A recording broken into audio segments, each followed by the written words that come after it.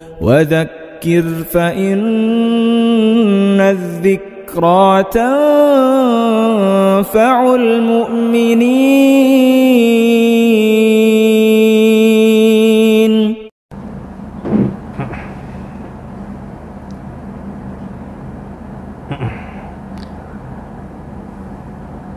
الحمد لله نحمده ونستعينه ونستغفره ونؤمن به ونتوكل عليه ونعوذ بالله من شرور أنفسنا ومن سيئات أعمالنا. من يهده الله فلا مضل له ومن يضلله فلا هادي له. ونشهد أن لا إله إلا الله وحده لا شريك له. ونشهد أن سيدنا ونبينا ومولانا محمدا عبده ورسوله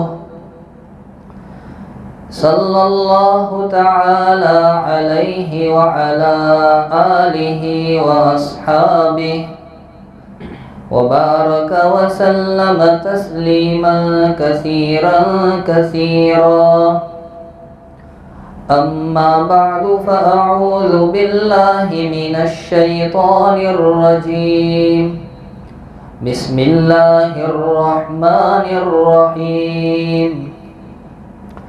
فالذين آمنوا به وعزروه ونصروه واتبعوا النور الذي أنزل معه.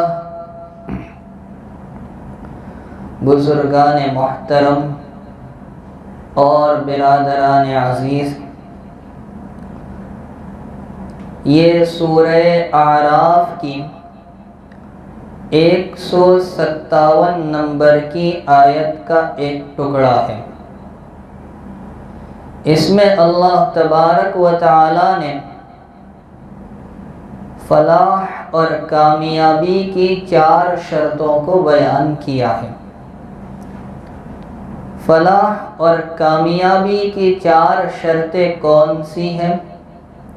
نمبر 1، سرور کائنات صلی اللہ علیہ وسلم پر ایمان لانا. نمبر 2، سرور کائنات صلی اللہ علیہ وسلم کی تعظیم و تکریم کرنا. نمبر 3، سرور کائنات صلی اللہ علیہ وسلم کی امداد کرنا. نمبر 4، سرور کائنات صلی اللہ علیہ وسلم پر اترے ہوئے قرآن کریم کی اتباع کرنا. ان 4 کی تفصیل کے لیے لمبا وقت چاہیے. میں تو آج کی مجلس میں آپ کے سامنے ان 4 میں سے صرف ایک چیز کو تفصیل سے پیش کروں گا، وہ ہے جناب رسول اللہ صلی اللہ علیہ وسلم کی تعظیم اور تکریم. قرآن کریم کی اس آیت میں نبی کریم صلی اللہ علیہ وسلم کی تعظیم اور تکریم کے لیے لفظ لایا گیا ہے عزروہ. یہ لفظ بنا ہے تعزیر سے، جس کے معنی آتے ہیں شفقت کے ساتھ منع کرنا. اسی طرح اس کے معنی حفاظت کرنے کے بھی آتے ہیں. رئیس المفسرین حضرت عبداللہ ابن عباس رضی اللہ تعالی عنہما فرماتے ہیں کہ عزروہ کے معنی تعظیم اور تکریم کے آتے ہیں، اور امام مبرد رحمت اللہ علیہ فرماتے ہیں کہ عزروہ کے معنی اعلیٰ درجے کی تعظیم کرنا. خلاصہ یہ ہے کہ اس مختصر سے جملے میں ہمیں جناب رسول اللہ صلی اللہ علیہ وسلم کی انتہائی تعظیم کا حکم دیا گیا ہے۔ تو اب سوال یہ ہوتا ہے کہ نبی کریم صلی اللہ علیہ وسلم کی تعظیم کیسے کی جائے، اور آپ کی تعظیم و تکریم کی کون کون سی صورتیں ہیں۔ چند صورتیں اور اس کی چند مثالیں میں آپ کے سامنے پیش کروں گا۔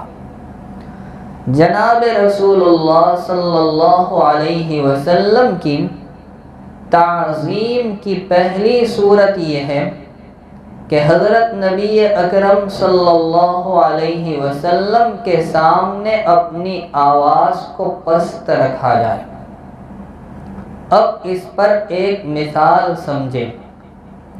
حدیث شریف میں یہ واقعہ ملتا ہے کہ جناب رسول اللہ صلی اللہ علیہ وسلم کی ایک مجلس میں حضرت ابو بکر صدیق رضی اللہ تعالی عنہ اور حضرت عمر فاروق رضی اللہ تعالی عنہ موجود تھے۔ نبی کریم صلی اللہ علیہ وسلم کے پاس قبیلہ بنو تمیم کے کچھ لوگ آئے اور حضور پاک صلی اللہ علیہ وسلم ان پر کسی کو امیر بنانا چاہتے تھے۔ تو اس سلسلے میں حضرت ابو بکر صدیق رضی اللہ تعالی عنہ نے حضرت قعقاع بن معبد رضی اللہ تعالی عنہ کا نام امیر کے طور پر پیش کیا، اور حضرت عمر فاروق رضی اللہ تعالی عنہ نے امیر کے انتخاب کے لیے حضرت اقرع بن حابس رضی اللہ تعالی عنہ کی رائے دی۔ اس بات کو لے کر دونوں میں تھوڑا سا اختلاف ہوا، آپسی تکرار ہوئی، اور صدیق اکبر رضی اللہ تعالی عنہ نے کہا عمر تم تو ہمیشہ میری رائے کی مخالفت کرتے ہو۔ حضرت عمر فاروق رضی اللہ تعالی عنہ نے کہا میں نے بالکل ٹھیک رائے دی ہے۔ اس تکرار میں دونوں کی آواز نبی کریم صلی اللہ علیہ وسلم کی مجلس میں کچھ بلند ہو گئی۔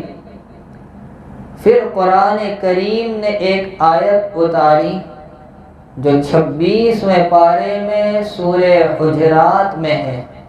باری تعالی ارشاد فرماتے ہیں یا ایھا الذین آمنوا لا ترفعوا اصواتکم فوق صوت النبی، اے ایمان والو اپنی آواز کو نبی کی آواز کے سامنے بلند نہ کرو۔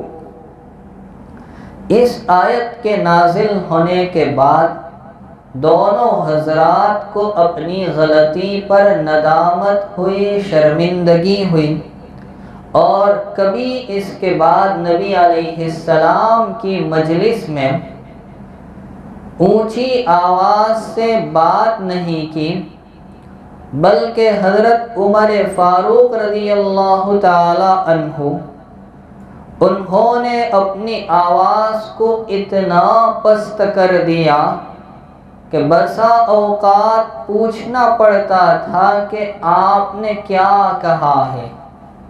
اپنی آواز اتنی پست کر لی، اتنی احتیاط کرنے لگے کہ کہیں اونچا بولنے سے ہمارے اعمال ضائع نہ ہو جائے۔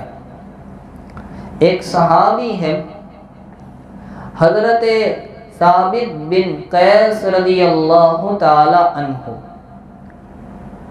تو ان کی آواز فطری طور پر بلند تھی، اونچی تھی۔ بعض لوگوں کو اللہ تعالیٰ نے اونچی آواز کی نعمت عطا کر رکھی ہے۔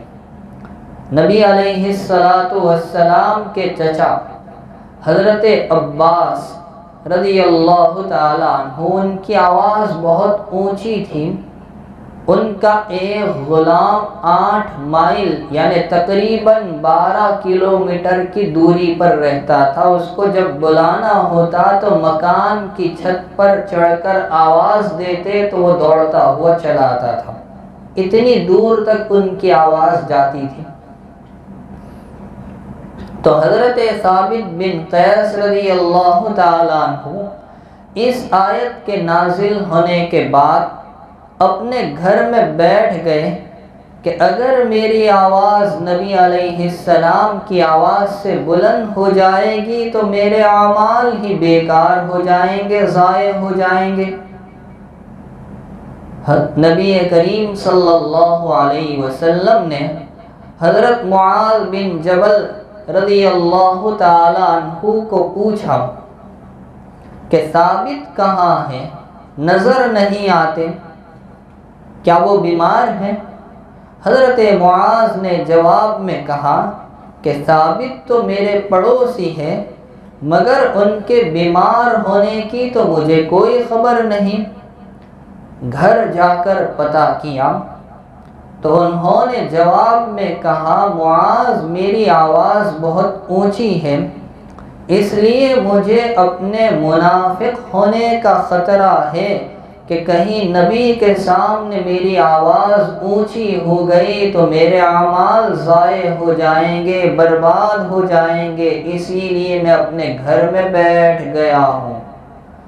نبی کریم صلی اللہ تعالی علیہ وسلم نے فرمایا نہیں، ان کے اعمال ضائع نہیں ہوں گے، وہ تو جنتی آدمی ہیں۔ حضرت ثابت بن قیس رضی اللہ تعالی عنہ نبی علیہ السلام کی خدمت میں آئے، آپ نے فرمایا اے قیس کے بیٹے، کیا تمہیں یہ چیز پسند نہیں کہ تمہاری زندگی بھی پسندیدہ گزرے اور تمہیں شہادت کی موت آئے؟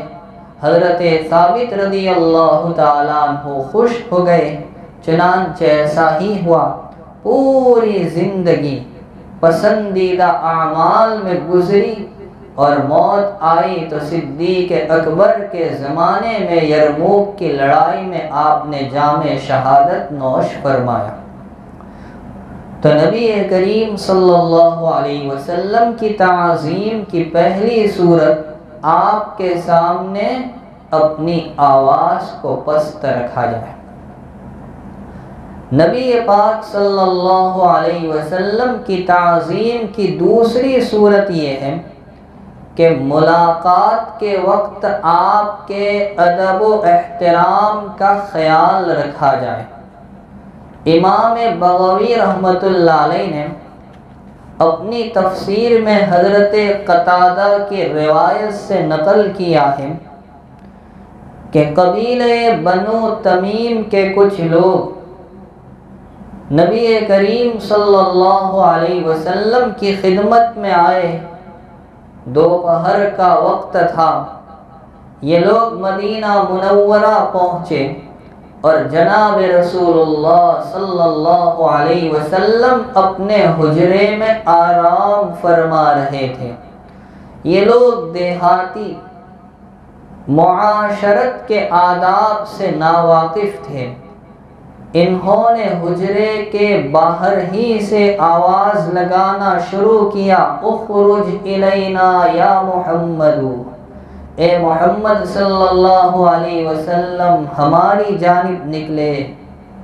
تو اس پر اللہ نے آیت اتاری، ان الذین ینادونک من وراء الحجرات اکثرهم لا يعقلون ولو انهم صبروا حتى تخرج اليهم لكان خيرا لهم والله غفور رحیم۔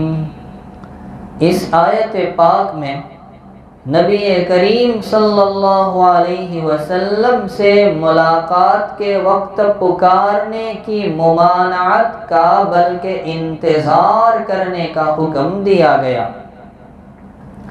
حضرت مغیرہ بن شعبہ رضی اللہ تعالیٰ عنہ سے روایت ہے کہ آقا صلی اللہ علیہ وسلم جب اپنے مکان میں تشریف فرما ہوتے تو صحابہ کرام باہر سے آواز دے کر پکار کر بلانے کو بے ادبی سمجھتے تھے، بلکہ اگر بلانا ہوتا تو دروازے پر اپنے ناخن سے دستک دیا کرتے تھے۔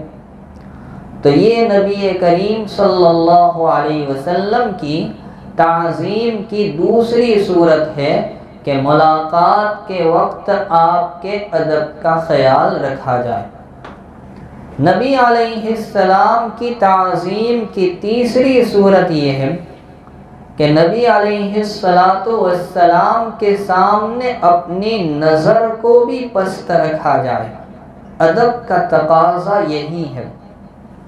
چنانچہ ایک مشہور صحابی، جلیل القدر اور عظیم المرتبہ صحابی حضرت عمرو بن العاص رضی اللہ تعالی عنہ، وہ فرماتے ہیں کہ رسول اکرم صلی اللہ علیہ وسلم سے زیادہ محبوب میری نظر میں کوئی نہیں تھا، لیکن میرا حال یہ تھا کہ میں آپ کی طرف کبھی نظر بھر کر دیکھ نہیں سکتا تھا۔ اگر کوئی مجھ سے پوچھے کہ نبی علیہ السلام کا حلیہ بیان کرو تو میں بیان کرنے پر قادر نہیں، اس لیے کہ میں نے کبھی آپ کو نظر بھر کر دیکھا ہی نہیں۔ خادم رسول حضرت انس بن مالک رضی اللہ تعالیٰ عنہ سرور دو عالم صلی اللہ علیہ وسلم کی مجلس کا نقشہ بیان کرتے ہیں کہ نبی علیہ السلام جب مہاجرین اور انصار کی مجلس میں تشریف لائے تو حضرت ابو بکر صدیق اور حضرت عمر فاروق رضی اللہ تعالی عنہما، ان دونوں کے سوا کوئی بھی آپ کی جانب نظر اٹھا کر دیکھ نہیں سکتا تھا۔ یہ دونوں حضرات حضور کو دیکھتے تو آپ مسکرا دیا کرتے تھے۔ حضرت اسامہ بن زید رضی اللہ تعالی عنہ سے روایت ہے کہ جب جناب رسول اللہ صلی اللہ علیہ وسلم کلام فرماتے تھے تو ایسا لگتا تھا گویا سروں پر پرندے بیٹھے ہوں۔ صلح حدیبیہ کے موقع پر مشرکین کی جانب سے بات چیت کے لیے کون آئے ہیں؟ عروہ بن مسعود ثقفی، اور یہاں آ کر انہوں نے پورا جائزہ لیا، ہر چیز کو باریک نظر سے دیکھا اور جا کر اپنی قوم سے کیا تبصرہ پیش کیا تھا، یہی کہا تھا، اے ابنائے قریش، میں نے نجاشی کا دربار دیکھا ہے، میں حبشہ گیا ہوں، میں روم گیا ہوں، قیصر کا دربار دیکھا ہے، فارس گیا ہوں، کسریٰ کے دربار کو بھی میں نے دیکھا ہے، لیکن عقیدت و احترام اور ادب کا جو منظر میں نے دونوں جہان کے سردار فخر دو عالم صلی اللہ علیہ وسلم کے یہاں دیکھا وہ کسی کے یہاں نہیں دیکھا۔ محمد صلی اللہ علیہ وسلم جب گفتگو کرتے ہیں تو سارے مجمع پر سکوت طاری ہو جاتا ہے، سارے لوگ ہماتن گوش ہو جاتے ہیں، کوئی شخص محمد صلی اللہ تعالی علیہ وسلم کے چہرے کو نظر بھر کر دیکھنے کی جرأت نہیں کر سکتا تھا۔ آپ وضو کرتے تھے تو ایک قطرہ بھی زمین پر گرنے نہیں دیا جاتا، بلکہ سارے مجمع کے لوگ اپنے چہرے پر اور اپنے بدن پر مل کر سعادت حاصل کیا کرتے تھے۔ لہذا اب تم جو مناسب سمجھو وہ کرو۔ ایک صحابیہ ہے جن کا نام ہے حضرت قیلہ رضی اللہ تعالی عنہا۔ وہ کہتی ہیں کہ میں نے ایک مرتبہ سرور دو عالم صلی اللہ علیہ وسلم کو دیکھا تو مجھ پر کپ کپی طاری ہو گئی۔ یہ تمام واقعات بیان کرتے ہیں کہ نبی کریم صلی اللہ تعالی علیہ وسلم کی تعظیم کی ایک شکل یہ بھی ہے کہ آپ کے سامنے اپنی نظر کو، نگاہ کو پست رکھا جائے، جھکا کر رکھا جائے۔ جناب رسول اللہ صلی اللہ علیہ وسلم کی تعظیم کی چوتھی صورت یہ ہے کہ آپ سے آگے نہ بڑھا جائے۔ قرآن مجید میں اللہ تبارک و تعالی اہل ایمان سے یہی خطاب فرما رہے ہیں۔ سورہ حجرات کی پہلی آیت یہی ہے، یا ایھا الذین آمنوا لا تقدموا بین یدی اللہ ورسولہ واتقوا اللہ ان اللہ سمیع علیم۔ اے ایمان والو، اللہ اور اس کے رسول سے آگے نہ بڑھو اور اللہ سے ڈرو، یقیناً اللہ بڑے سننے والے اور خوب جاننے والے ہیں۔ تو تعظیم نبوی کی ایک صورت یہ بھی ہے کہ حضور علیہ السلام سے آگے نہ بڑھا جائے۔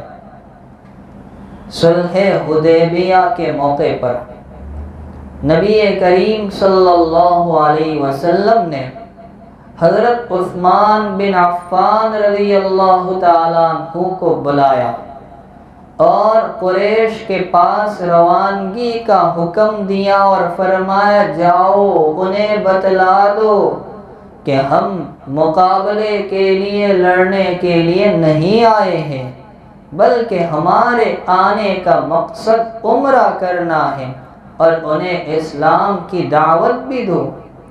نبی کریم صلی اللہ علیہ وسلم نے حضرت عثمان رضی اللہ عنہ کو یہ بھی حکم دیا کہ وہ مکہ میں اہل ایمان مرد اور عورت کو فتح اور کامیابی کی بشارت سنا دے اور بتلا دے کہ اللہ عز و جل اب اپنے دین کو مکہ میں ظاہر کرنے والے، غالب کرنے والے ہیں۔ حضرت عثمان رضی اللہ تعالی عنہ سرور دو عالم صلی اللہ علیہ وسلم کا پیغام لے کر روانہ ہوئے، مقام بلدہ پہنچے، قریش کے کچھ لوگوں کے پاس سے گزر ہوا، انہوں نے پوچھا کہاں کا ارادہ ہے؟ فرمایا مجھے رسول اللہ صلی اللہ علیہ وسلم نے یہ پیغام دے کر بھیجا ہے۔ قریش نے کہا ہم نے آپ کی بات سن لی، اب آپ اپنے کام پر جائیے۔ ان کے رشتہ دار سعید ابن العاص جن کا نام تھا، انہوں نے حضرت عثمان کو دیکھا، مرحبا کہا اور اپنے گھوڑے پر سوار کر لیا، ساتھ بٹھا کر اپنی پناہ میں مکہ مکرمہ لے آئے، اور وہاں جا کر حضرت عثمان نے قریش کے سرداروں کے سامنے نبی کریم صلی اللہ علیہ وسلم کا پیغام سنایا۔ جب پیغام سے فارغ ہوئے تو قریش نے درخواست کی کہ اگر آپ چاہیں تو بیت اللہ کا طواف کر لے۔ اب دیکھیے تعظیم نبوی، حضرت عثمان نے ان کی درخواست کو رد کر دیا اور فرمایا جب تک رسول اکرم صلی اللہ علیہ وسلم بیت اللہ شریف کا طواف نہیں کریں گے، میں بھی اس وقت تک طواف کرنے والا نہیں ہوں۔ تو نبی علیہ السلام کی تعظیم کی یہ چوتھی صورت ہے کہ آپ سے آگے نہ بڑھا جائے۔ نبی کریم صلی اللہ علیہ وسلم کی تعظیم کی 5ویں صورت یہ ہے کہ نبی علیہ السلام کے مبارک نام کی عظمت اور احترام کو برقرار رکھا جائے۔ یہی صلح حدیبیہ کا موقع ہے۔ دشمنوں کی جانب سے سہیل بن عمرو آئے ہیں اور آخری فیصلہ یہ ہوا کہ صلح کر لی جائے۔ تحریر لکھانے کے لیے نبی علیہ السلام نے بلایا ہے حضرت علی بن ابی طالب رضی اللہ تعالیٰ عنہ کو، اور آپ بولتے جا رہے ہیں۔ حضرت علی کو حکم دیا تم لکھو۔ آپ نے فرما لکھو بسم اللہ الرحمن الرحیم۔ سہیل بن عمرو نے ٹوکا یہ رحمان کون ہے؟ ہم نہیں جانتے، لکھو اس طرح بسمک اللہم۔ زمانے جاہلیت میں لکھنے کا طرز یہی تھا، تو کہا اس طرح لکھو۔ آپ نے فرما ٹھیک ہے علی اس طرح لکھو بسمک اللہم۔ اس کے بعد نبی علیہ السلام نے فرما اچھا لکھو، یہ وہ فیصلہ ہے جس پر محمد الرسول اللہ صلی اللہ علیہ وسلم نے مصالحت کی ہے۔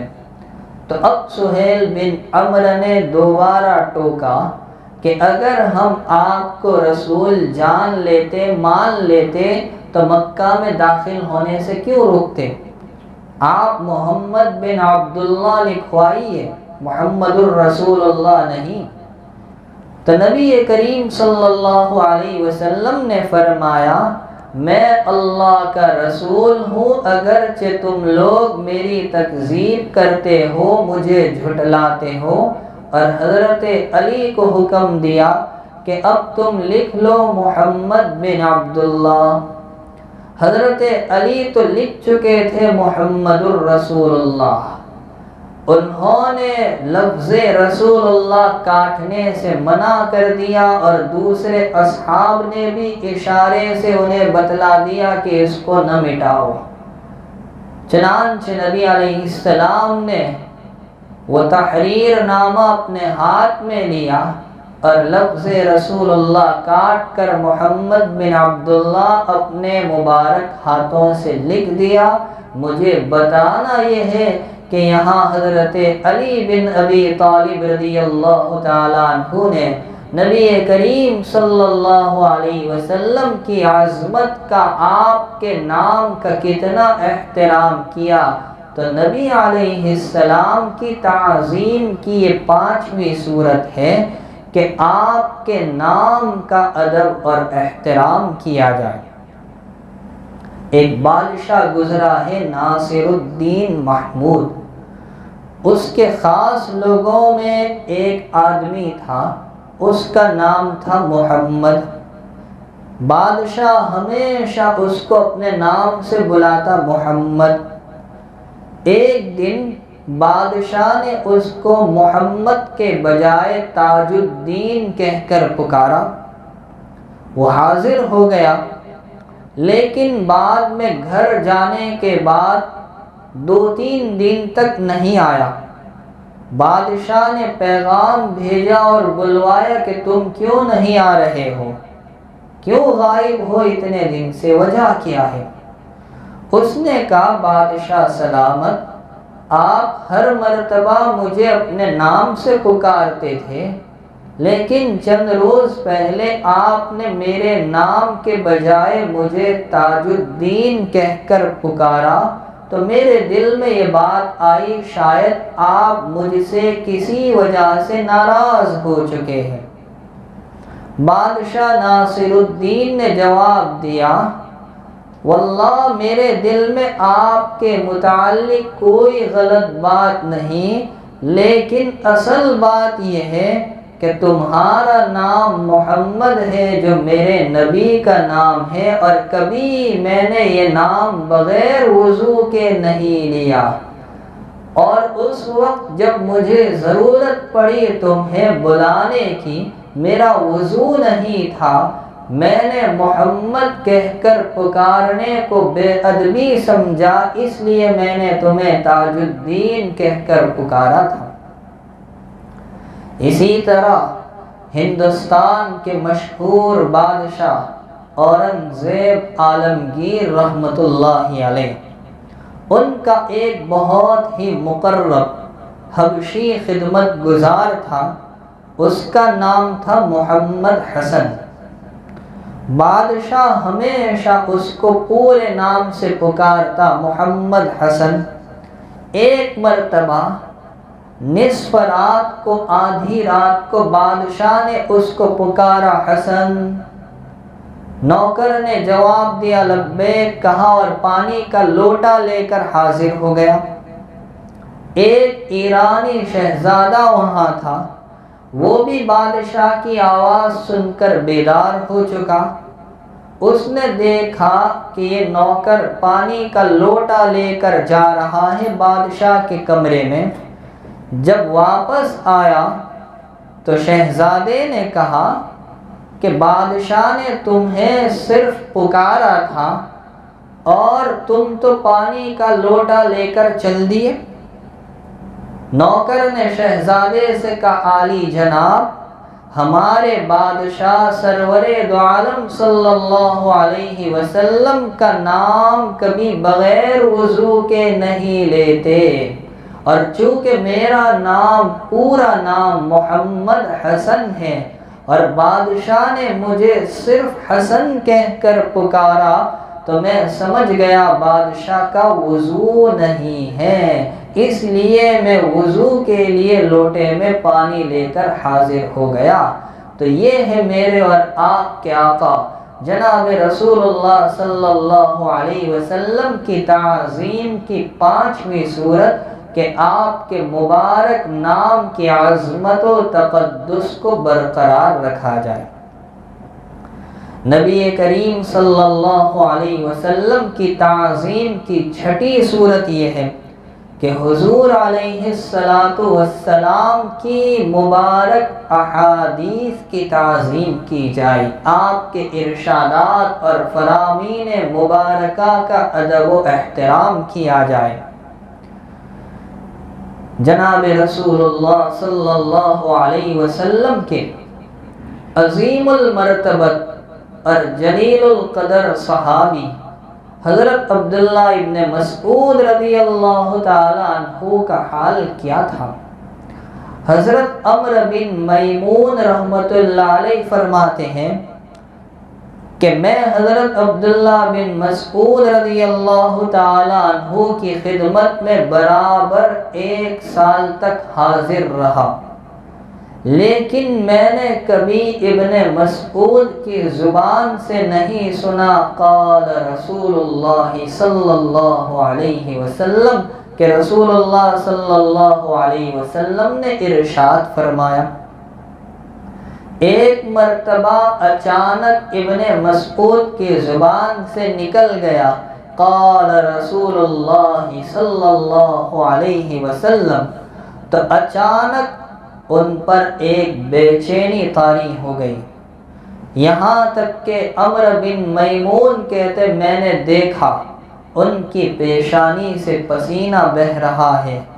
پھر آگے جو حدیث تھی وہ بیان کی، اس کے بعد فرمایا ہاکذا انشاءاللہ او فوق ذا او ما دون ذا او ما هو قریب من ذا، یعنی رسول اللہ صلی اللہ علیہ وسلم نے انشاءاللہ ایسا ہی فرمایا یا اس سے کچھ کم یا اس کے قریب قریب ارشاد فرمایا۔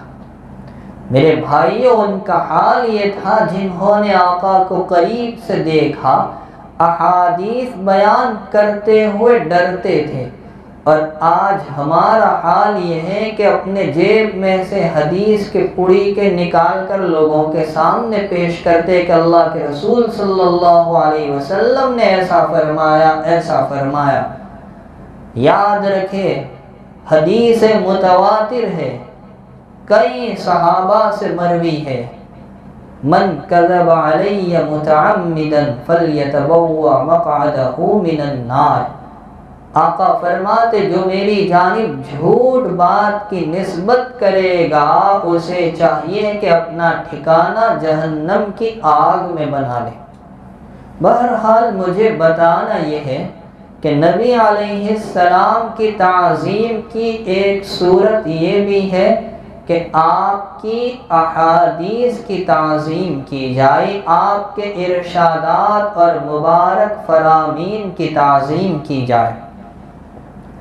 حضرت امام مالک رحمۃ اللہ علیہ حضرت سعید ابن المسیب رحمۃ اللہ علیہ کا حال بیان کرتے ہیں، کہتے ہیں کہ ایک مرتبہ ایک صاحب حضرت سعید ابن المسیب رحمۃ اللہ علیہ کے پاس حاضر ہوئے اور کسی حدیث کے بارے میں سوال کیا۔ سعید ابن المسیب رحمۃ اللہ علیہ لیٹے ہوئے تھے، فوراً بیٹھ گئے اور بیٹھ کر حدیث ارشاد فرمائی۔ آنے والے نے کہا حضرت میں چاہتا ہوں کہ آپ بیٹھنے کی مشقت نہ فرمائے، لیٹے لیٹے ارشاد فرما دیں۔ جواب دیا کہ مجھے ناپسند ہے کہ میں حضور علیہ السلام کی حدیث کو لیٹ کر بیان کروں۔ جلیل القدر صحابی حضرت قتادہ رضی اللہ تعالی عنہ جب حدیث سنتے تھے تو سینے میں رونے کی آواز آیا کرتی تھی اور بدن پر کپ کپی طاری ہو جاتی تھی۔ حضرت امام مالک رحمۃ اللہ علیہ کا حال کیا تھا حدیث بیان کرتے وقت؟ دو واقعے سنے۔ ایک واقعہ حضرت مطرف رحمۃ اللہ علیہ بیان کرتے ہیں، کہتے ہیں کہ جب لوگ امام مالک رحمۃ اللہ علیہ کے پاس آتے تو ان کی باندی پہلے باہر نکلتی اور باہر نکل کر پوچھتی آنے والے سے کہ تم امام صاحب سے مسئلہ معلوم کرنے کے لیے آئے ہو یا حدیث معلوم کرنے کے لیے؟ اگر آنے والا کہتا کہ مسئلہ معلوم کرنے کے لیے آیا ہوں تو امام مالک رحمۃ اللہ علیہ باہر نکلتے اور مسئلے کا جواب دے دیتے، اور اگر آنے والا کہتا کہ میں حدیث معلوم کرنے کے لیے آیا ہوں تو حضرت امام مالک رحمۃ اللہ علیہ حدیث شریف کے احترام میں پہلے غسل فرماتے، غسل کرنے کے بعد خوشبو لگاتے، عمدہ لباس زیب تن فرماتے، عمامہ باندھتے، سر پر چادر لپیٹتے، تخت بچھایا جاتا، اس کے بعد باہر تشریف لاتے، تخت پر جلوہ افروز ہو کر انتہائی عجز و انکساری کے ساتھ جناب رسول اللہ صلی اللہ علیہ وسلم کی حدیث شریف کو بیان کرتے تھے، اور جب تک درس حدیث کی مجلس ختم نہیں ہو جاتی عجز و انکساری آپ پر برابر برقرار رہتی اور درس حدیث کی مجلس میں برابر خوشبو کی دھونی جلائی جاتی تھی۔ ایک واقعہ یہ ہے۔ دوسرا واقعہ حضرت عبداللہ ابن مبارک رحمۃ اللہ علیہ بیان کرتے۔ حضرت عبداللہ ابن مبارک رحمۃ اللہ علیہ کہتے ہیں کہ میں ایک مرتبہ امام مالک رحمۃ اللہ علیہ کی حدیث شریف کی مجلس میں موجود تھا۔ امام صاحب حدیث بیان کر رہے تھے اور حدیث شریف بیان کرتے کرتے ایک بچھو نے امام صاحب کو 16 مرتبہ ڈس لیا، اور ہر مرتبہ آپ کے چہرے کا رنگ بدل جاتا، لیکن رکے بغیر، توقف کیے بغیر برابر نبی علیہ السلام کی حدیث کو بیان کرتے رہے۔ جب حدیث کی مجلس ختم ہوئی تو میں نے جا کر کہا، اے ابو عبداللہ، آج تو میں نے آپ کا عجیب حال دیکھا۔ کہ آپ کے چہرے کا رنگ زرد ہو گیا اور عجیب تکلیف کی کیفیت آپ کے چہرے پر ظاہر ہو رہی تھی۔ کیا بات تھی؟ امام مالک رحمۃ اللہ علیہ نے جواب دیا، اے ابن مبارک، 16 مرتبہ مجھے بچھو نے ڈسا ہے۔ عبداللہ ابن مبارک نے کہا، آپ اسے جھٹک کیوں نہیں دیتے؟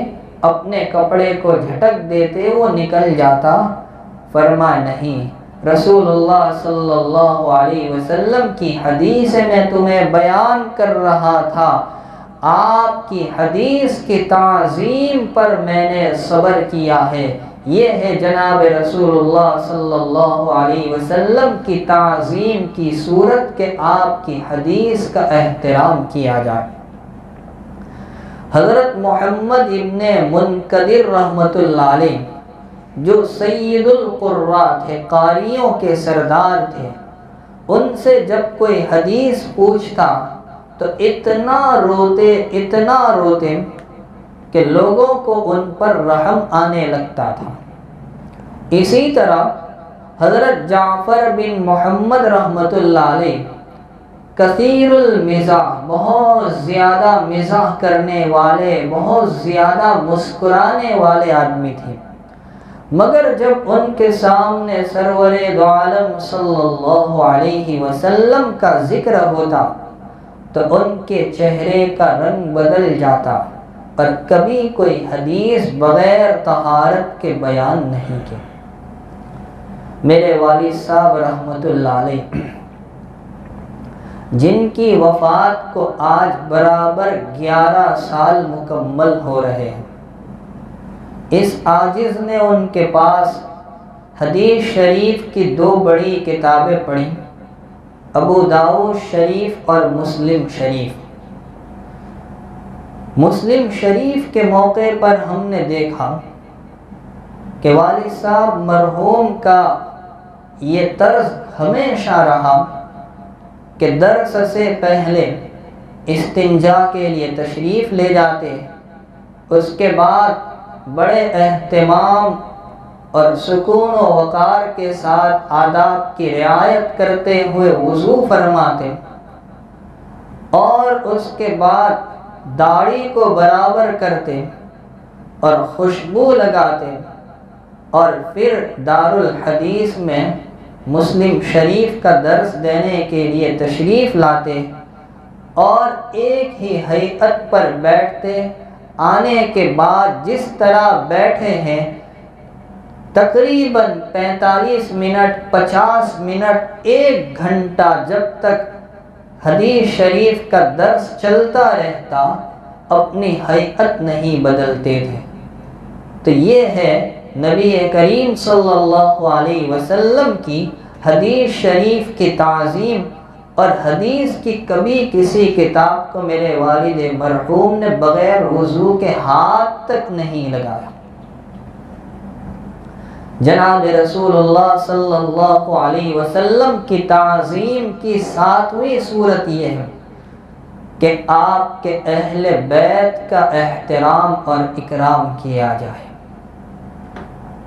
حضرت زید بن ثابت رضی اللہ تعالی عنہ جلیل القدر صحابی ہے اور علم میں بھی بڑا اونچا مقام رکھتے ہیں۔ ان کی والدہ کا انتقال ہوا، جنازے کی نماز پڑھی گئی۔ نماز سے فراغت کے بعد حضرت زید بن ثابت رضی اللہ تعالی عنہ کی سواری قریب کی گئی اور آپ سواری پر سوار ہوئے تو رئیس المفسرین حضرت عبداللہ بن عباس رضی اللہ تعالی عنہما نے ان کی سواری کی لگام کو تھام لیا۔ زید بن ثابت رضی اللہ تعالی عنہ حیران رہ گئے اور کہا، اے رسول اللہ صلی اللہ علیہ وسلم کے چچا کے بیٹے، آپ اس کی لگام کو چھوڑ دیں۔ ابن عباس رضی اللہ تعالی عنہما نے جواب دیا کہ ہمیں اسی طرح حکم دیا گیا ہے کہ ہم علماء کا احترام کریں۔ تو زید بن ثابت رضی اللہ تعالیٰ عنہ نے فوراً ابن عباس کے ہاتھوں کو چوم لیا اور کہا ہمیں بھی اسی طرح کا حکم دیا ہے کہ ہم اہل بیت کا ایسا ہی ادب و احترام کریں۔ ربیع بن سلیمان کا ایک واقعہ سنیں جس سے اندازہ ہوگا کہ اہل بیت کا اکرام کرنا، یعنی جو خاندان نبوی سے وابستہ ہے، سید کہلاتے ہیں، سادات ہیں، ان کے احترام کا دنیا اور آخرت میں کیا صلہ، کیا انعام ملتا ہے۔ ربیع بن سلیمان کہتے ہیں میں حج کے لیے جا رہا تھا، میرے ساتھ میرے کچھ ساتھی بھی تھے، ہم لوگ سفر کرتے ہوئے کوفہ پہنچے۔ ربیع کہتے ہیں میں کچھ سامان خریدنے کے لیے کوفہ کے ایک بازار میں گیا، وہاں گھوم رہا تھا، ٹہل رہا تھا، تو میں نے ایک ویران سی جگہ ایک مرا ہوا خچر دیکھا، اور دیکھا پاس میں ایک عورت ہے، اس کے ہاتھ میں چاقو ہے، اور اس چاقو سے اس مرے ہوئے خچر کے گوشت کے ٹکڑے کر رہی ہیں، کپڑے بھی بیچاری کے بوسیدہ تھے، اور ٹکڑے کر کے ایک زنبیل میں بھر رہی ہے۔ ربیع بن سلیمان کہتے ہیں کہ مجھے خیال آیا کہ یہ مردار کا گوشت کہاں لے جا رہی ہے، کہیں ایسا تو نہیں لوگوں کو پکا کر کھلاتی ہو، بیچتی ہو، تحقیق کرنی چاہیے۔ ربیع بن سلیمان کہتے میں چپکے اس طرح کہ اسے پتہ نہ چلے اس کے پیچھے جانے لگا۔ وہ عورت ایک بڑے مکان میں پہنچی، دروازہ بھی اونچائی پر تھا، اور جا کر اس نے دروازے کو دستک دی۔ اندر سے آواز آئی کون ہے؟ اس عورت نے کہا کھولو دروازہ، میں بدحال ہوں۔ دروازہ کھولا گیا تو سامنے 4 لڑکیاں موجود تھیں، ان کے چہرے سے بدحالی اور مصیبت کے آثار نظر آ رہے تھے۔ یہ عورت اندر چلی گئی، لڑکیوں کے سامنے وہ زنبیل پیش کی اور کہا کہ لو اسے پکاؤ اور اللہ کا شکر ادا کرو۔ وہ لڑکیاں گوشت کاٹ کر اندر بھوننے لگی۔ ربیع کہتے ہیں میں باہر سے جھانک رہا تھا، میں نے آواز لگائی اے اللہ کی بندی، میں تجھے اللہ کا واسطہ دیتا ہوں، تو ایسا نہ کر۔ وہ کہنے لگی تم کون ہو؟ میں نے کہا میں ایک پردیسی آدمی ہوں، حج کے لیے جا رہا ہوں۔ اس عورت نے کہا تو ہم سے کیا چاہتا ہے؟ اس کے بعد اس خاتون نے بتایا 3 سال ہو گئے ہم فقر و فاقے کو برداشت کر رہے ہیں، ہمارا نہ کوئی معین ہے نہ کوئی مددگار۔ ربیع بن سلیمان کہتے اللہ کی بندی، مجوسیوں کے ایک فرقے کے علاوہ کسی کے یہاں مردار کا گوشت کھانا جائز نہیں، سب کے یہاں حرام ہے۔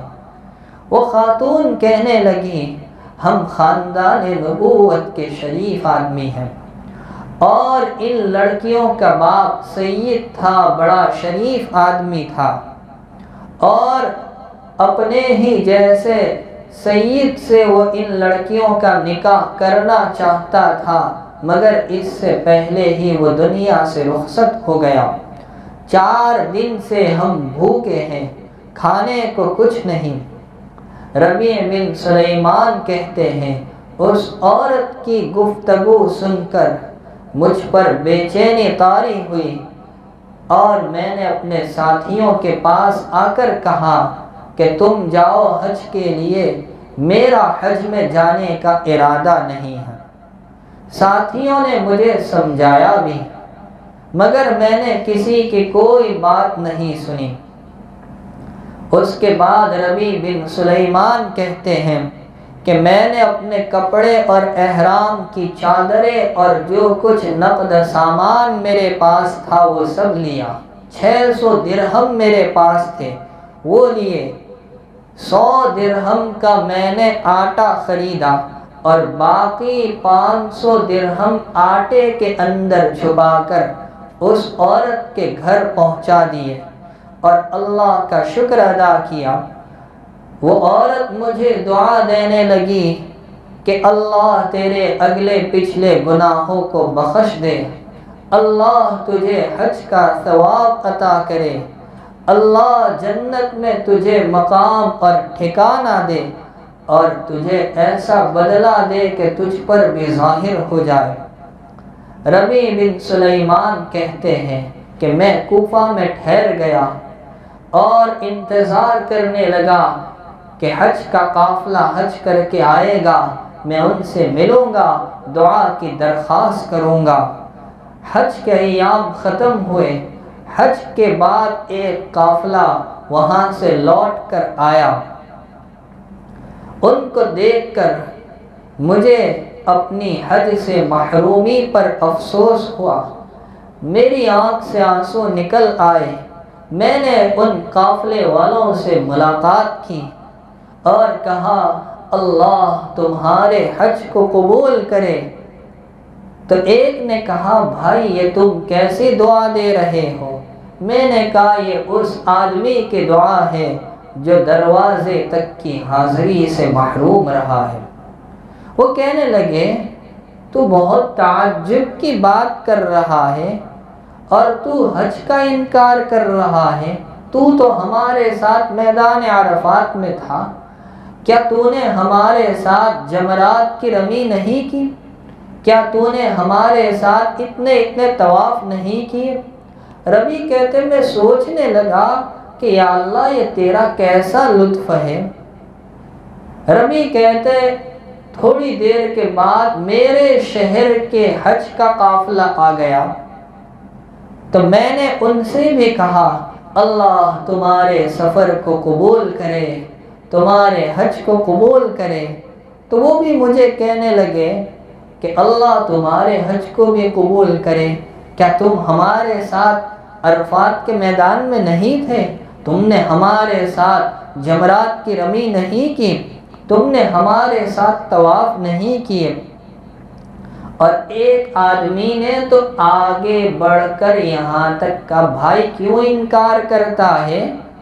ہم لوگ ساتھ میں مکہ میں بھی تھے، مدینہ منورہ میں بھی تھے، جب ہم لوگ قبر اطہر کی زیارت سے فارغ ہو کر باب جبرائیل سے باہر آئے تو اس وقت بھیڑ کی کثرت سے تم نے ایک تھیلی میرے پاس امانت رکھوائی تھی اور اس تھیلی پر یہ لیبل لگا تھا من عاملنا ربحا، جو ہم سے معاملہ کرتا ہے وہ نفع پا لیتا ہے، لو بھائی یہ تمہاری تھیلی ہے۔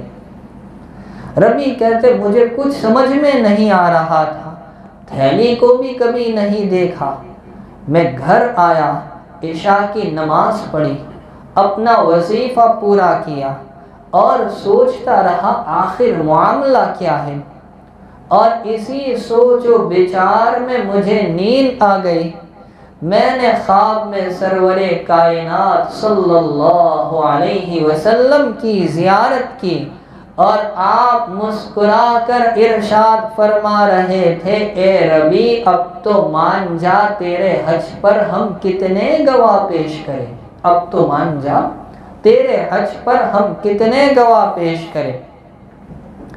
اور کہا ربیع بات یہ ہے کہ تو نے اس عورت کے ساتھ جو معاملہ کیا جو میری اولاد میں سے تھی، سادات میں سے تھی، تو نے خیر خواہی کا جو معاملہ کیا اور اپنے حج کا ارادہ ملتوی کیا، اللہ نے تجھے ایسا نعم البدل عطا کیا کہ ایک فرشتہ تیری شکل کا پیدا کر دیا اور اسے حکم دیا وہ قیامت تک تیری جانب سے حج کرتا رہے گا، اور وہ تھیلی ہماری جانب سے ہے جو تو نے میری اولاد پر خرچ کیا اس کا بدلہ ہے، کھول کر دیکھا تو اس میں 600 دینار تھے، حالانکہ 600 درہم خرچ کیے تھے، اور نبی علیہ السلام بدلے میں کتنا دے رہے ہیں؟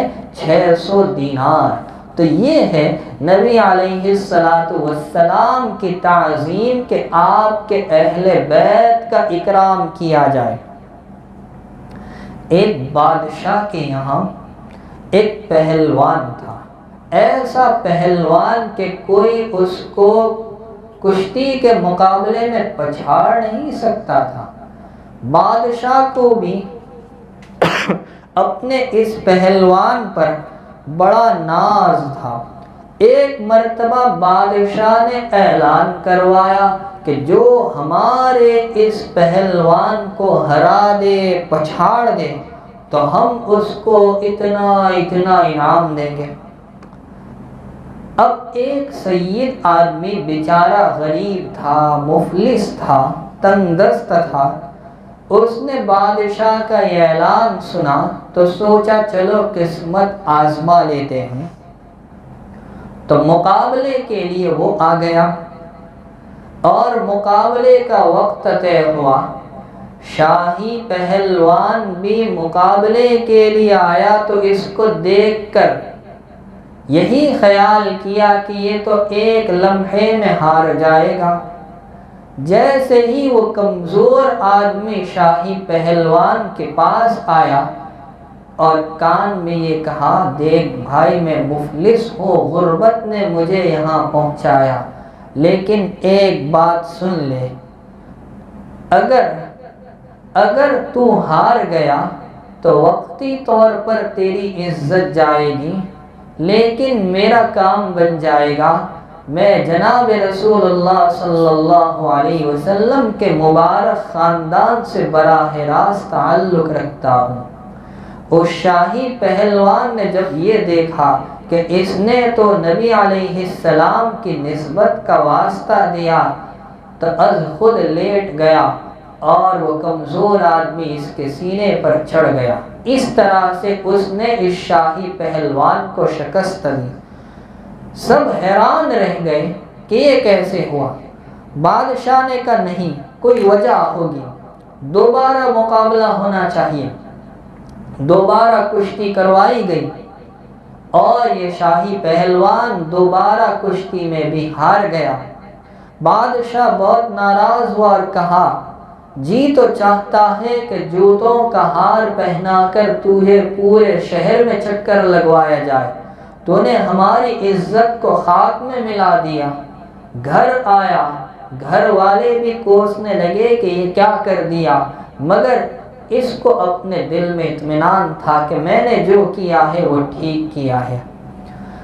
رات میں جب یہ شاہی پہلوان سویا تو خواب میں زیارت ہوئی محبوب خدا صلی اللہ علیہ وسلم کی۔ وہ فرما رہے تھے، اے پہلوان، تو نے ہماری خاطر ذلتی کو برداشت کیا، اب یاد رکھنا ہم تیری ذلتی کو عزت میں تبدیل کر دیں گے اور تجھے ایسا بدلہ دیں گے کہ اب تک تو ظاہری پہلوان تھا، اب تجھے معرفت کی دنیا میں پہلوان بنا دیں گے۔ چنانچہ ایسا ہی ہوا کہ اللہ تعالیٰ نے اس شاہی پہلوان کو معرفت کی دنیا کا پہلوان بنا دیا۔ اور جانتے ہو یہ شاہی پہلوان کون تھا؟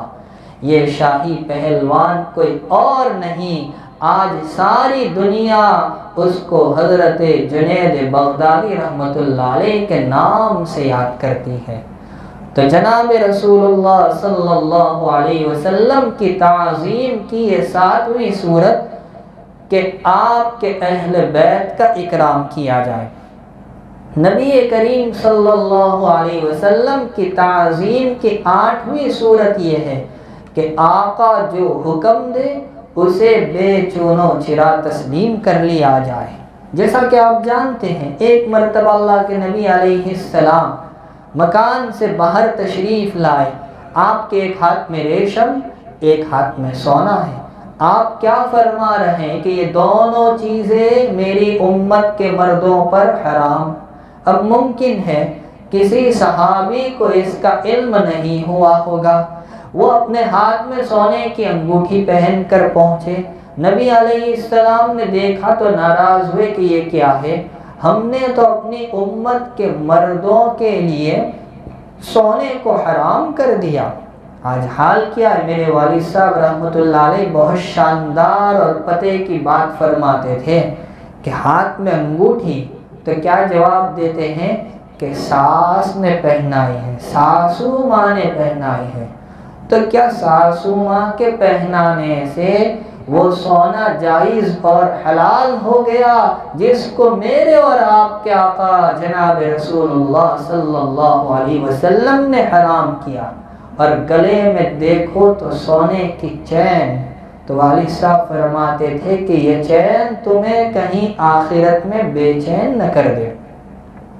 تو آپ نے انگوٹھی نکالی، پھینک دی، آپ حجرے میں تشریف لے گئے، لوگوں نے کہا اٹھا لو، گھر کی مستورات کو دے دینا، وہ تو پہن سکتی ہے، مردوں کے لیے حرام، عورتوں کے لیے تو حرام نہیں ہے سونا کرنا ہی ہے۔ جس کو نبی علیہ السلام نے پھینک دیا ہوں میں اس کو اٹھا نہیں سکتا۔ کہنے کا منشا یہ کہ یہ ہے نبی کا احترام کہ جو حکم دے اس کو بے چونو چرا تسلیم کر لیا جائے، اس میں حکمت کے دروازے کھولنے کی کوشش نہ کرے۔ اور نبی کریم صلی اللہ علیہ وسلم کی تعظیم کی نویں صورت یہ ہے کہ جس طرح آپ کی زندگی میں اور آپ کی حیات میں آپ کا ادب و احترام کیا جاتا تھا، نبی کے دنیا سے چلے جانے کے بعد بھی آپ کا اتنا ہی ادب و احترام کیا جائے، ہمارا اور آپ کا عقیدہ ہے۔ اللہ کے نبی علیہ السلام اپنی قبر میں بنفس نفیس موجود ہے، حیات ہے۔ اسی لیے روضہ اقدس پر یہی آیت لکھی ہے، لا ترفعوا اصواتکم فوق صوت النبی، کہ اللہ کے نبی کے سامنے اپنی آواز کو اونچا مت کرو۔ خلیفہ منصور نے مسجد نبوی میں ایک مرتبہ امام مالک رحمۃ اللہ علیہ کے سامنے اپنی آواز کو بلند کیا، امام مالک نے ٹوک دیا تھا کہ بادشاہ سلامت یہاں اپنی آواز کو پست رکھو، اس لیے کہ ہمیں یہی حکم دیا ہے۔ تو آپ کی تعظیم کی ایک صورت یہ بھی ہے کہ آپ کے دنیا سے پردہ فرما جانے کے بعد بھی آپ کے ادب و احترام کو، عظمت و تقدس کو برقرار رکھا جائے۔ خلاصہ یہ ہے کہ آیت پاک کے اس ٹکڑے میں ہمیں جناب رسول اللہ صلی اللہ علیہ وسلم کی تعظیم کا حکم دیا گیا، تو تعظیم کی کون کون سی صورتیں ہو سکتی ہیں وہ میں نے آپ کے سامنے مختصراً کچھ واقعات کی روشنی میں پیش کی۔ اللہ رب العزت ہمیں نبی کریم صلی اللہ علیہ وسلم کی تعظیم و تکریم کی توفیق عطا فرمائے۔ الطاف بھائی بامبے والا سخت بیمار ہے، اسی طرح زرینہ حافظ صدیق چینی والا بیمار ہے، موٹا وراچھا میں زبیدہ بی بی محمد بانگی بیمار ہے، اور اسی طرح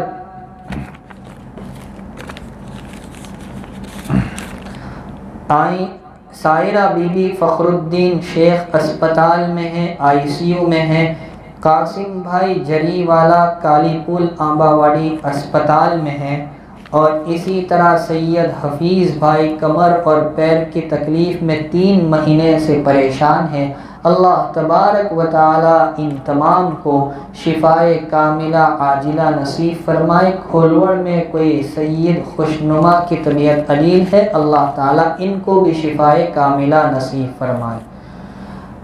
اور اورما گاؤں میں مرزینہ حلیم شیخ کا انتقال ہوا ہے، رضیہ ایوب ملتانی کا انتقال ہوا ہے، امتیاز دربار کی والدہ حوری بین کا انتقال ہوا ہے، غلام رسول ہوڑی والے کی والدہ کا انتقال ہوا ہے، اور زبیدہ بی بی محمود نوساری والا کل ان کے لیے شفا کی دعا کی گئی تھی، ابھی ان کا انتقال ہوا ہے۔ اللہ تعالیٰ ان تمام کی اور جملہ مرحومین کی بال بال مغفرت فرمائے، قبر کو نور سے منور فرمائے، اہل خانہ کو صبر جمیل اجر جزیل عطا فرمائے۔ سبحانک اللہم و بحمدک وتبارک اسمک وتعالی جدک ولا الہ غیرک، سبحان اللہ و بحمدہ، سبحان اللہ العظیم، سبحان اللہ و بحمدہ عدد خلقہ ورضا نفسہ وزینت عرشہ ومداد کلماتہ، لا الہ الا اللہ الحنان المنان بدیع السماوات والارض ذو الجلال والاکرام، لا الہ الا اللہ الاحد الصمد الذي لم يلد ولم يولد ولم يكن له كفوا احد۔ اللهم صل على سيدنا ومولانا محمد النبي الأمي وعلى آله وسلم تسليما، يا رب صل وسلم دائما أبدا على حبيبك خير الخلق كلهم۔ ربنا آتنا في الدنيا حسنة وفي الآخرة حسنة وقنا عذاب النار، ربنا لا تزغ قلوبنا بعد إذ هديتنا وهب لنا من لدنك رحمة إنك أنت الوهاب، ربنا إنك جامع الناس ليوم لا ريب فيه إن الله لا يخلف الميعاد، رب اغفر وارحم وأنت خير الراحمين، واعف عنا واغفر لنا وارحمنا أنت مولانا فانصرنا على القوم الكافرين، ربنا لا تجعلنا فتنة للقوم الظالمين ونجنا برحمتك من القوم الكافرين۔ الہ العالمین ویا اکرم الاکرمین ویا ارحم الراحمین، ہمارے گناہوں کو معاف فرما، اے اللہ خطاؤں سے درگزر فرما، ہم بہت بڑے مجرم ہیں، گنہگار ہیں، خطا کار ہیں، سر سے لے کر پیر تک معصیات کے سمندر میں غرق ہو چکے ہیں۔ اے اللہ ہماری زندگی کا کوئی لمحہ آپ سے مخفی نہیں، اے اللہ آپ ہمارے ظاہر کو بھی جانتے ہیں، باطن کو بھی جانتے ہیں، سارے احوال و اعمال سے بخوبی واقف ہے۔ رب کریم اگر آپ معاف نہیں کریں گے تو کون کرے گا؟ آپ کے علاوہ ہمارا ہے بھی کون؟ اے اللہ ہم آپ کے بندے ہیں، آپ ہمارے آقا ہے، مالک ہے، خالق ہے، رازق ہے، آپ معبود برحق ہے، ہم آپ کے عابدین ہیں، غلام ہیں۔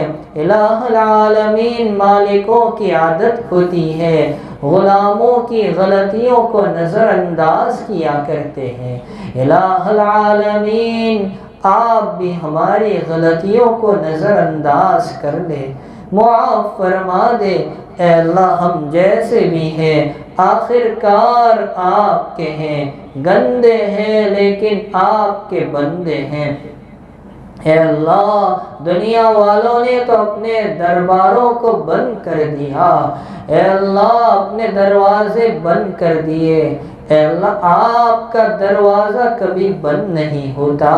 اے اللہ دن میں پکارو تو جواب ملے گا، رات میں پکارو تو بھی جواب ملے گا، جان بوجھ کر پکارو تو بھی جواب ملے گا، بھولے اور انجانے میں بھی اگر آپ کو کوئی پکار لیتا ہے تو اس کو جواب دیا جاتا ہے۔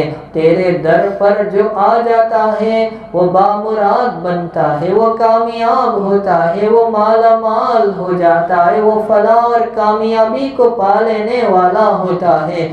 اے اللہ یہ ہاتھ اٹھے نہیں، تیرے فضل و احسان سے اٹھائے گئے ہیں، تو توفیق نہ دیتا تو یہی ہاتھ کہیں اور جگہ گھنٹے بجاتے ہوتے، پتہ نہیں کہاں کہاں یہ ہاتھ گناہ میں مبتلا ہوتے تو نے توفیق دی، تو نے کرم فرمایا، تو نے احسان فرمایا، تو تیرے در پر ہم نے یہ ہاتھ پھیلائے ہیں۔ اے اللہ تو توفیق بھی تو انہی کو دیتا ہے جن کو تو نوازنا چاہتا ہے، تو توفیق بھی انہی کو دیتا ہے جن کو تو مالا مال کرنا چاہتا ہے۔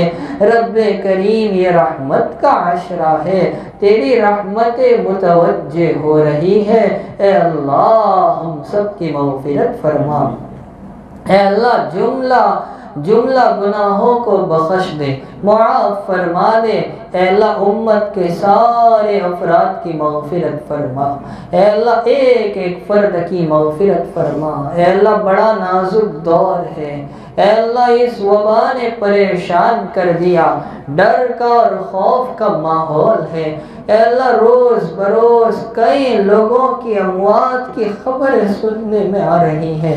اے اللہ کتنے مریض ہیں، اے اللہ بستر علالت پر پڑے ہوئے ہیں، تڑپ تڑپ کر جان دے دیتے ہیں۔ اے اللہ آکسیجن انہیں مل نہیں رہا ہے۔ اے اللہ یہ سانس تیری نعمت، ہوا کا اندر آنا جانا یہ تیری نعمت ہے۔ اے اللہ ہم نے نعمتوں کی ناقدری کی، آج نعمتوں سے محروم کر دیے گئے۔ اے اللہ ہم صدق دل سے توبہ کرتے ہیں، ہمیں معاف فرما دے، ہمیں معاف فرما دے، ہمارا امتحان نہ لے، ہمیں نہ آزما، ہمیں نہ آزما۔ اے اللہ جو بستر علالت پر پڑے ہیں کتنوں کی تو آج پرچیاں آئیں، اے اللہ کتنے اسپتالوں میں پڑے ہیں، اے اللہ ہزاروں لاکھوں کی تعداد میں ہیں۔ اے اللہ آپ ان تمام سے بخوبی واقف ہیں، ہر ایک کو صحت، عافیت، طاقت، تندرستی اور سلامتی کی نعمت سے مالا مال فرما۔ اے اللہ جو دنیا سے چلے گئے، اے اللہ انہیں مرتبہ شہادت عطا فرما۔ اے اللہ ان کی موت کو ان کے لیے نجات کا ذریعہ بنا۔ اے اللہ انہوں نے جو مشقتیں جھیلی، اے اللہ اس کو درجات کی ترقی اور بلندی کا ذریعہ بنا لے۔ اے اللہ اپنے فضل و احسان سے اس وبا کو جلد از جلد ختم فرما۔ اے اللہ تیری امت پریشان ہے، مخلوق پریشان ہے، 1 سال سے زائد کا عرصہ ہو چکا ہے۔ آپ خوب جانتے ہیں کہ یہ وبا کے ایام ہے، دراصل یہ آپ سے وفاداری کے ایام ہے۔ ساری پریشانیوں کو دیکھنے کے باوجود بھی ہم نے آپ سے بے وفائی کی، آپ سے جو تعلق رکھنا چاہیے تھا وہ نہیں رکھا۔ اے اللہ آپ سے تعلق مضبوط ہونا چاہیے تھا وہ تو کمزور ہوتا جا رہا ہے۔ رب کریم تجھ سے ہمارا رشتہ مضبوط بنا دے، اے اللہ تجھ سے ہمارا رشتہ مضبوط بنا دے۔ اے اللہ اس وبا کو ختم فرما، پورے عالم میں امن و امان کی، سکون کی، صحت کی، عافیت کی، سلامتی کی فضا قائم فرما۔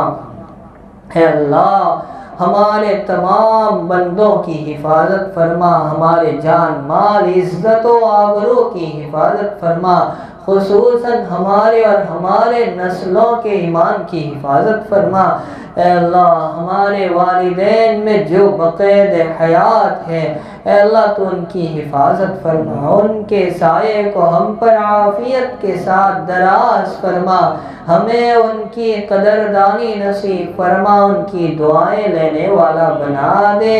الہ العالمین اور جو چلے گئے ماں باپ میں سے جو دنیا سے رخصت ہو چکے، آج اپنی اپنی قبروں میں راحت اور آرام سے سو رہے ہیں، اے اللہ تو نے واقعی قبر کی زندگی کو جنت کا باغ اور محل بنا دے، عطر سے معطر فرما دے۔ اے اللہ ان کی قبروں کو تا حد نگاہ وسیع فرما دے۔ میرے والد مرحوم کی وفات کو اس وقت 11 سال کا عرصہ ہو رہا ہے، الہی ان کی مغفرت فرما، ان کی خدمات جلیلہ کو قبول فرما۔ اے اللہ ان کی خدمات کو مغفرت کا، نجات کا، اور درجات کی ترقی کا سبب بنا دے۔ اے اللہ ان کے مشن کو جاری و ساری فرما۔ الہ العالمین ان کے نقوش قدم کی پیروی نصیب فرما۔ الہ العالمین ہم پر اپنا خصوصی فضل و کرم شامل حال فرما۔ تیری مرضیات پر چلا دے، نامرضیات سے حفاظت فرما۔ ہم سب کو اپنے اپنے وقت پر کلمہ طیبہ کے ساتھ جانا نصیب فرما، حسن خاتمہ نصیب فرما، آخرت کی ذلتی سے بچا، اپنے عرش کے سائے میں جگہ عطا فرما۔ پیارے آقا کی زیارت، شفاعت اور آپ کے مبارک ہاتھوں سے حوض کوثر پر لذت جام نصیب فرما۔ میزان عمل میں نیکیوں کے پلڑے کو جھکا، داہنے ہاتھ میں نام اعمال عطا فرما۔ پل صراط پر نور تام عطا فرما، بجلی کی رفتار پار لگا دے۔ نیچے جہنم ہے اس میں گرنے سے ہمیں بچا لے۔ رب کریم جنت الفردوس میں اعلیٰ مقام محض اپنے لطف و احسان سے نصیب فرما۔ وصلی اللہ تعالی علی خیر خلقہ سیدنا و مولانا محمد وآلہ وصحبہ اجمعین برحمتک یا ارحم الراحمین۔